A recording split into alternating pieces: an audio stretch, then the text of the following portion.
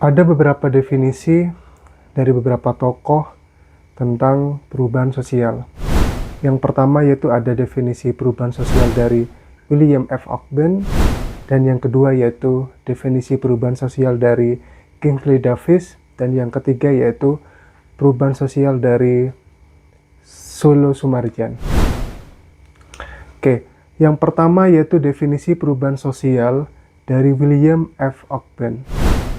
William F. Ogden mendefinisikan perubahan sosial sebagai perubahan yang terjadi pada unsur-unsur kebudayaan material dan unsur-unsur kebudayaan immaterial.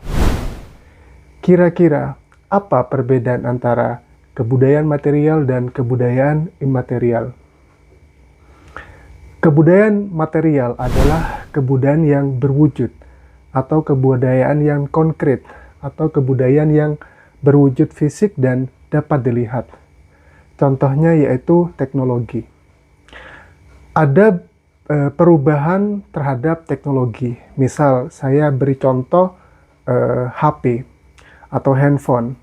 Handphone zaman dulu dengan saat ini itu berbeda, baik secara bentuk maupun fungsi. Kalau kita berbicara handphone bentuk zaman dulu, mungkin handphonenya ada keypadnya. Nah, sekarang handphone zaman sekarang itu full layar sentuh. Bahkan handphone zaman dulu itu mungkin fungsinya hanya mengirim pesan seperti SMS atau menerima panggilan dan melakukan panggilan. Tapi untuk saat ini, handphone bukan hanya sekedar alat komunikasi seperti mengirim pesan maupun menerima dan melakukan panggilan, tapi lebih daripada itu. Seperti misal kita mau menonton lewat Netflix, atau mungkin lewat YouTube, atau mungkin kita main media sosial seperti TikTok, Instagram, X, maupun alat komunikasi atau media sosial lainnya. Nah, kalau kebudayaan imaterial, ini kebalikannya dari kebudayaan material. Kebudayaan imaterial adalah kebudayaan yang tidak berwujud atau bersifat abstrak. Nah, contohnya adalah nilai, norma, atau pola pikir. Sambil contoh, misalnya bagaimana norma-norma kesopanan orang zaman dulu dengan sekarang itu berbeda. Saya ambil contoh misal kasusnya di Jawa. Misal, zaman dulu kalau kita mengendarai sepeda, baik itu sepeda ontel maupun sepeda motor, ketika ada orang yang lebih tua, kita turun dari kendaraan kita dan kita menuntunnya dan kita mengatakan permisi. Tapi saat ini, meskipun itu tidak semuanya hilang, tapi sudah mengalami penurunan atau mengalami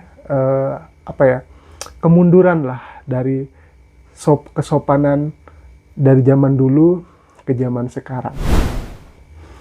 Yang kedua adalah definisi perubahan sosial dari Kingsley Davis.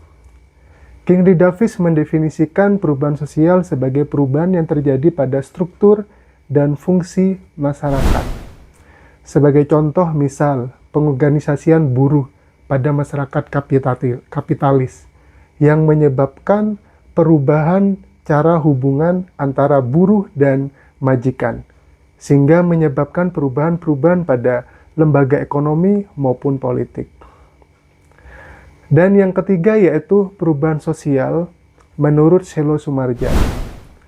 Selo Sumarjan mendefinisikan perubahan sosial sebagai perubahan yang terjadi pada lembaga-lembaga kemasyarakatan yang dapat menyebabkan perubahan pada sistem sosial, termasuk di dalamnya ada nilai, sikap, maupun pola perilaku. Contohnya misal di lembaga perubahan pada lembaga pendidikan. Dulu, lembaga pendidikan idealnya atau lebih bagusnya ketika seorang murid datang ke sekolah dan seorang guru datang ke sekolah untuk bertemu murid. Seorang murid menerima pelajaran dan seorang guru memberikan pelajaran. Guru dan murid berada di kelas sekolah yang sama untuk berinteraksi satu sama lain, bertatap muka, saling menyapa, saling berinteraksi, berdiskusi, dan lain sebagainya. Termasuk lembaga bimbingan belajar. Zaman dulu, kalau kita ingin melakukan atau menambah pengetahuan kita di luar sekolah, kita akan ikut bimbel. Nah, kita harus datang ke tempat di mana kita akan melakukan bimbel untuk bertemu tutor atau tentor kita. Tapi saat ini, ketika kita ingin ikut bimbel, kita tidak harus datang ke tempat, tapi kita bisa ikut bimbel lewat online, melalui platform yang mereka sediakan ataupun lewat YouTube. Sehingga ini dapat mengakibatkan perubahan pada pola perilaku. Yang dulu interaksinya harus langsung, sekarang interaksinya adalah tidak langsung. Atau tetap interaksi langsung tapi mengalami penurunan.